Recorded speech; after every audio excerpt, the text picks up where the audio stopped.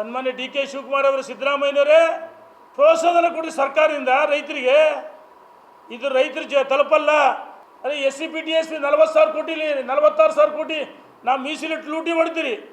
ಅಲ್ಪಸಂಖ್ಯಾತರಿಗೆ 4%. ಇದು ಸಂವಿಧಾನ. ಅಂಬೇಡ್ಕರ್ ಏನು ಸಂವಿಧಾನ ಪುಸ್ತಕ ಓಡಿದ್ರಲ್ಲ ರಾಜೀವ್ ಗಾಂಧಿ ಅವರು, ರಾಹುಲ್ ಗಾಂಧಿ ಅವರು. ನಿಮಗೆ ಡಿ ಕೆ ಶಿವಕುಮಾರ್ ಅವರು ಸಂವಿಧಾನ ಬದಲಾವಣೆ ಮಾಡ್ತೀವಿ ಅಂತೇಳಿ ಅಲ್ಪಸಂಖ್ಯಾತರಿಗೋಸ್ಕರ ಆ ಗುತ್ತಿಯಲ್ಲಿ 4% ಮೀಸಲಾತಿ ಕೊಡ್ತಿಲ್ಲ. ನಾಚಿಕೆ ಆಗಲ್ಲ ನಿಮಗೆ?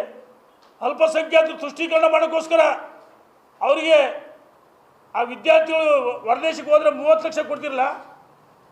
ಏನು ಹಿಂದೂಗಳಲ್ಲಿ ಯಾರು ಬಡವರಿಲ್ವಾ?